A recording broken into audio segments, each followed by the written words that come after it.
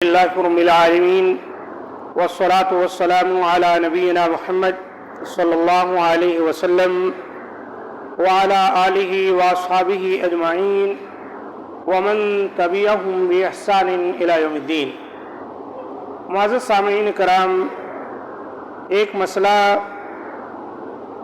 رمضان المبارک کے مہینے میں تراویح کے دوران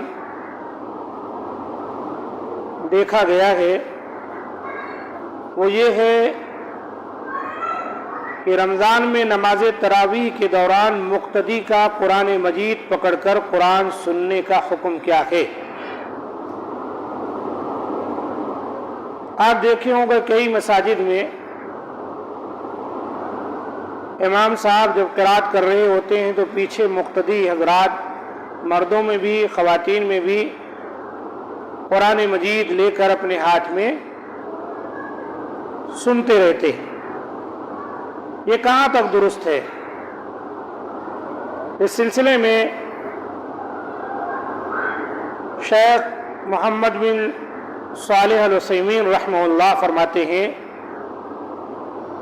کہ قرآن مجید اٹھانا کئی وجوہات کی بنا پر خلاف سنت ہے۔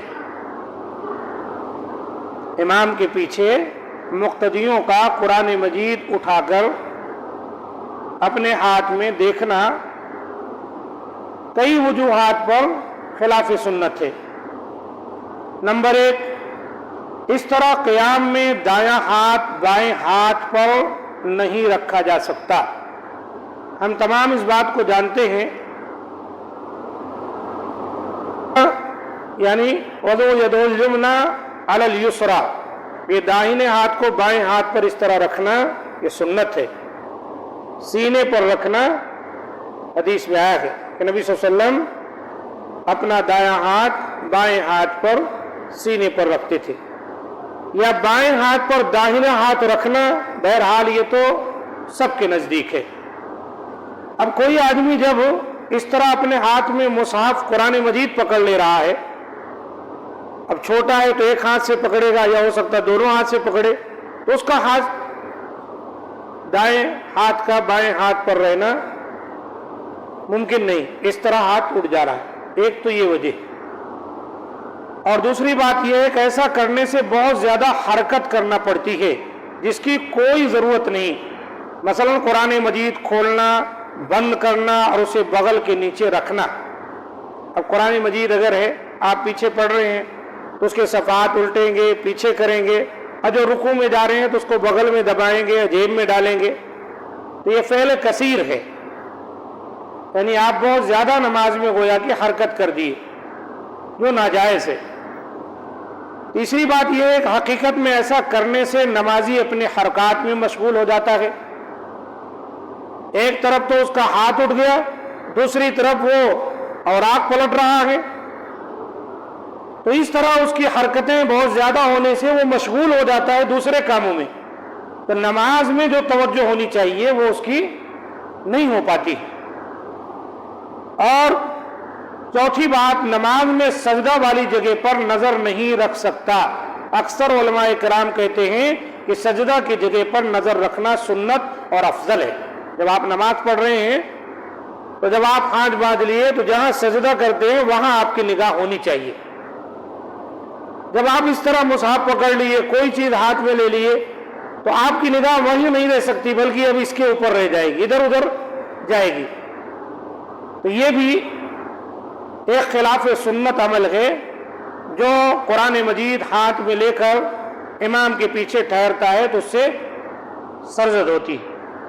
اور پانچویں بات یہ ہے، اگر وہ اپنے دل کو نماز میں حاضر نہ رکھے، ہو سکتا ہے کہ وہ یہ بھول جائے کہ وہ نماز ادا کر رہا ہے، لیکن اس کے خلاف اگر اس نے خشوع و خضوع کے ساتھ اپنا دایاں ہاتھ بائیں ہاتھ پر رکھا ہو اور اپنا سر سجدے والی جگہ کی طرف جھکایا ہوا ہو، تو اس طرح اسے یہ زیادہ خیال ہوگا کہ وہ نماز میں ہے اور امام کے پیچھے ہے۔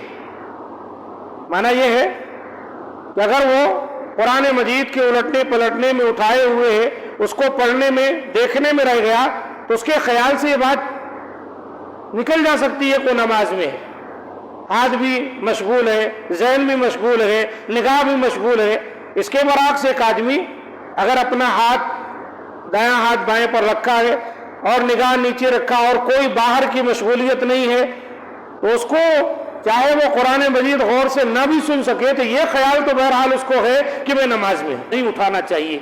लेकिन याद रहे इस सिलसिले में और भी दीगर उलमाए किराम का फतवा है, जैसे अल्लामा इब्न बाज़ रहमतुल्लाह का, कि इमाम साहब अगर हाफिज कुरान नहीं है और वो मुसाहफ में देख कर लोगों को पढ़ाते हैं, फर्ज में नहीं बल्कि नवाफिल में जैसे तरावी की नमाज में, तो जायज़ है। और इसकी दलील उन्होंने हज़रत आयशा सिद्दीक़ा रज़ियल्लाहु ताला अन्हा के ग़ुलाम ज़कवान से ली है कि जो उन्हें कुरान मजीद में देख कर नमाज पढ़ाते थे तरावी की, तो जायज़ है, इमाम साहब के लिए जायज़ है।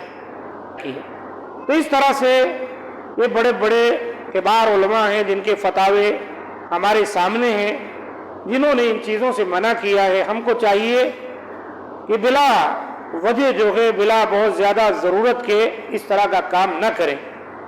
इससे जो है हम मशगूल हो जाते हैं। बहुत सारे लोग इमाम का टेस्ट लेने के लिए लेकर खड़े हो जाते हैं कि इमाम साहब सही पढ़ रहे हैं गलत पढ़ रहे हैं। अब भाई जाहिर सी बात है, इमाम साहब अगर पढ़ा रहे हैं तो भूल चूक तो उनसे होगी, भूल चूक से तो कोई भी मुबर्रा नहीं है।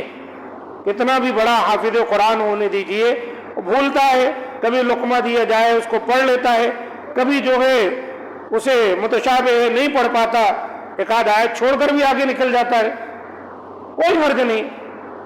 तो लिहाजा इस तरह इमाम के टेस्ट के लिए या बिला वजह देखा देखी कि अपनी आदत बना लेना या मोबाइल फ़ोन निकाल कर उसके अंदर पढ़ते रहना, ये सारी चीज़ें दुरुस्त नहीं है।